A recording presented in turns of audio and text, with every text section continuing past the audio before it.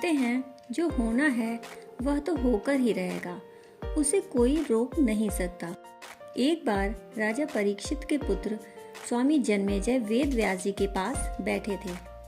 बातों ही बातों में जन्मेजय ने कुछ नाराजगी से वेद व्यास जी से कहा कि जहाँ आप समर्थ थे, भगवान श्री कृष्ण थे, भीष्म पितामह, गुरु द्रोणाचार्य, कुलगुरु कृपाचार्य, धर्मराज युधिष्ठिर जैसे महान लोग उपस्थित थे, फिर भी आप महाभारत के युद्ध को होने से रोक नहीं पाए और देखते देखते अपार जन धन की हानि हो गई। यदि मैं उस समय रहा होता तो अपने पुरुषार्थ से इस विनाश को होने से बचा लेता।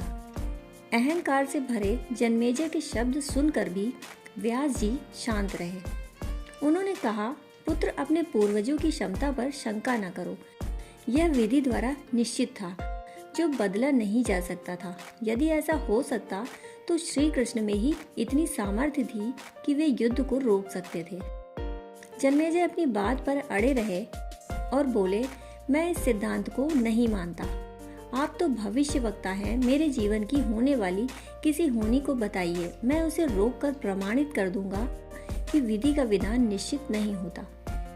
व्यास जी ने कहा, पुत्र, यदि तू यही चाहता है तो सुन, कुछ वर्ष बाद तू काले घोड़े पर बैठकर शिकार करने जाएगा। दक्षिण दिशा में समुद्र तट पर पहुंचेगा। वहां तुम्हें एक सुंदर स्त्री मिलेगी जिसे तू महलों में लाएगा और उससे विवाह करेगा।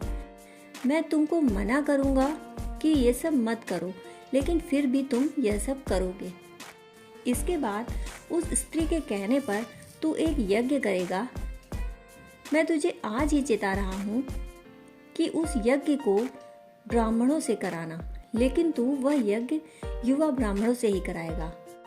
जन्मेजय ने हंसते हुए व्यास जी की बात काटते हुए कहा कि मैं आज के बाद काले घोड़े पर ही नहीं बैठूंगा, तो ये सब घटनाएं घटित ही नहीं होंगी।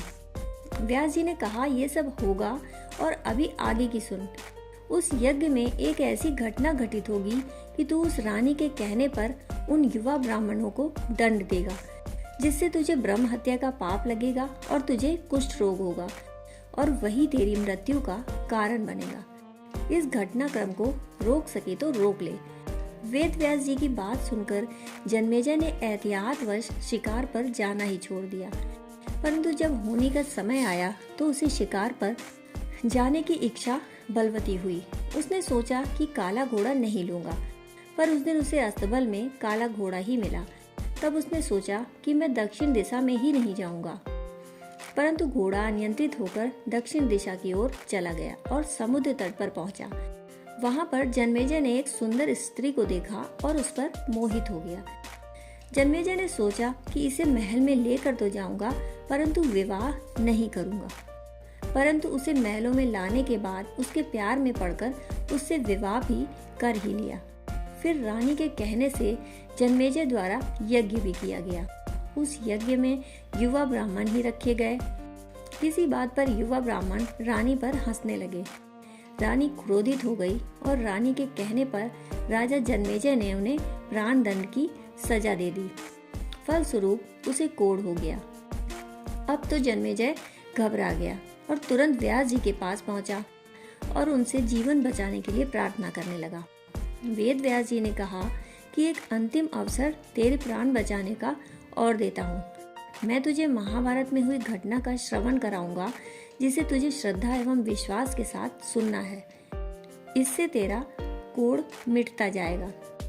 परंतु यदि किसी भी प्रसंग पर तूने अविश्वास किया तो मैं महाभारत का प्रसंग रोक दूंगा और फिर मैं तेरे जीवन को नहीं बचा पाऊंगा। याद रखना, अब तेरे पास यह अंतिम अवसर है। अब तक जन्मेजय को व्यास जी की बातों पर पूरा विश्वास हो चुका था, इसलिए वह पूरी श्रद्धा और विश्वास से कथा श्रवण करने लगे। व्यास जी ने कथा आरंभ की। जब भीम के बल के वे प्रसंग सुनाए, जिसमें भीम ने हाथियों को सूंडों से पकड़कर उन्हें अंतरिक्ष में उछाला। वे हाथी आज भी अंतरिक्ष में घूम रहे हैं। तब जन्मेजय अपने आप को रोक नहीं पाए और बोल उठे, ये कैसे संभव हो सकता है, मैं नहीं मानता।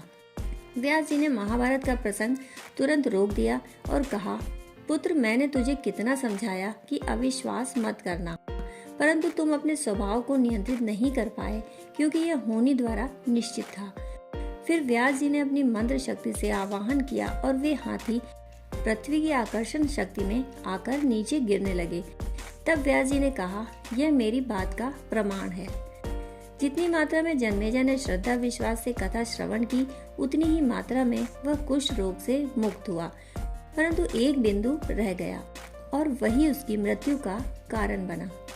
गीता के 11वें अध्याय के 33वें श्लोक में श्री कृष्ण अर्जुन से कहते हैं, उठ खड़ा हो और अपने कार्य द्वारा यश प्राप्त कर।